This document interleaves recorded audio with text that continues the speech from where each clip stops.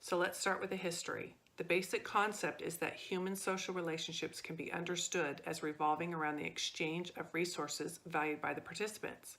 In other words, this is what I gain from the relationship less the cost. It was originally founded economically for the exchange of goods and was brought into social settings or relationships.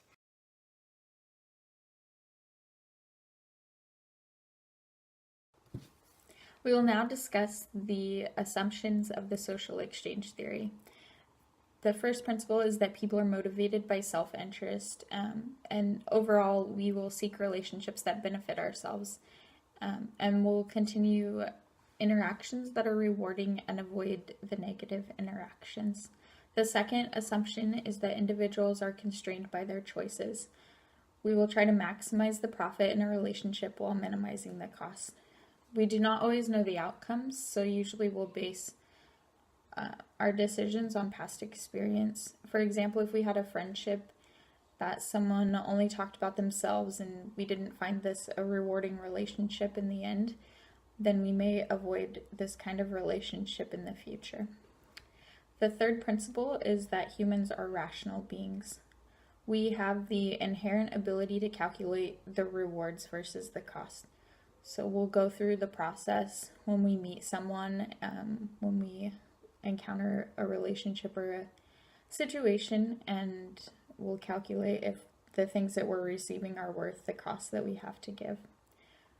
We will always, according to this assumption, we will always go with the decision that has the largest profit. The fourth principle is that social relationships are also characterized by interdependence and reciprocity, meaning that we would expect others to meet our needs as we are trying to meet their needs. For example, in a relationship, maybe a marriage relationship, we expect as we're trying to fulfill the needs of our spouse, the emotional needs of our spouse, that they too will be trying to fulfill our emotional needs.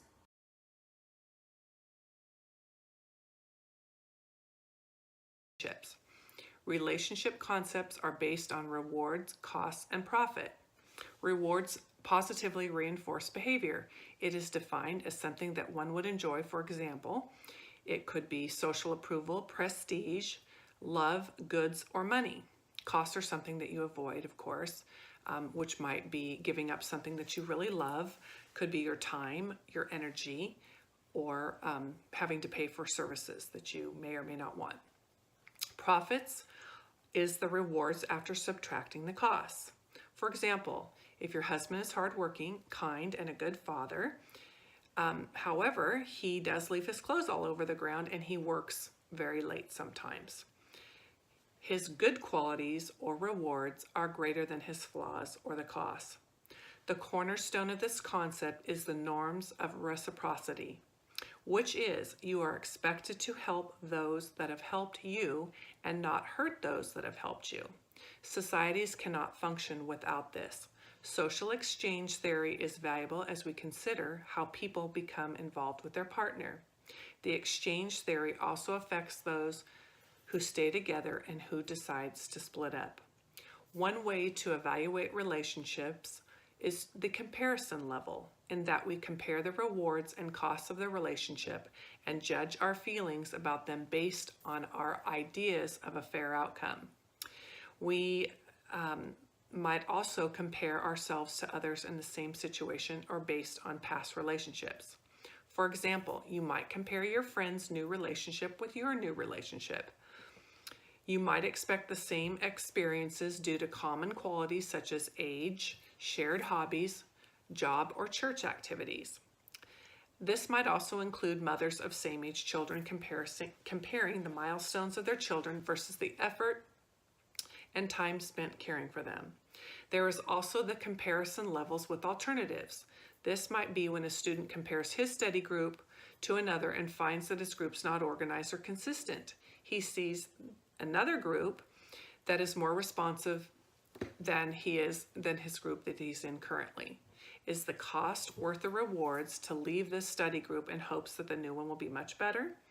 He's using this concept to decide whether to stay or to leave.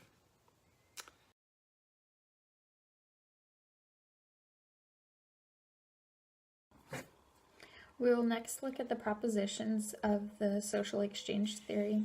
The first proposition is the success proposition, and this means the more often that we are rewarded for an action, the more likely we are to repeat and continue that action.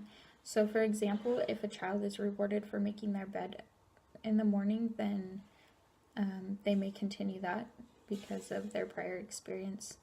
The second proposition is the stimulus proposition, and this is if a stimuli or situation has been rewarded in the past, we are more likely to repeat the actions that led to this. So if a child chooses to clean their room without help or without encouragement, and they receive, let's say, a donut, then they may repeat this in the future in hopes of receiving a donut.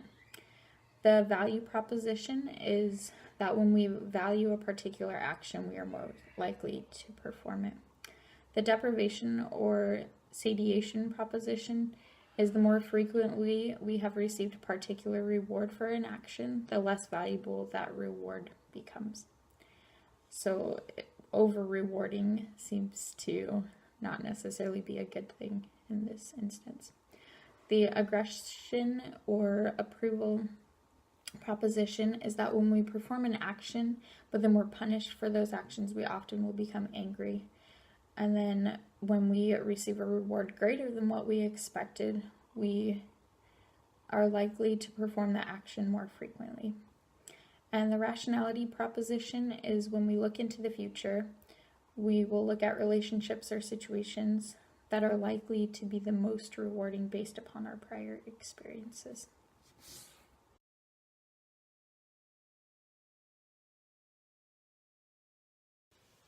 Now onto the critiques of the exchange theory. The exchange theory has been widely used by scholars with its dynamic perspective. Overall, the exchange theory does a good job of explaining and predicting human behavior in social contexts. However, it's just one way of looking at families. Because it is straightforward, it is appealing to scholars. Much of the results come from behaviorism or how most people would react in a certain situation. Many theorists find this model too simple, as some believe that families are much more complex and unique to base relationships on an economic model of exchange. The other criticism is that it assumes people will react rationally, which is not always the case. Families have intense feelings and do not react as expected due to their personal values, emotions, love, personal nature, or intensity of the situation. It also assumes people are always looking out for what is best for them. As we know, not all people are entirely self-centered. People of faith are expected to act and treat others well and expect nothing in return for the service that they provide. That is the conclusion of the concepts and critiques of the exchange theory. Have a great evening.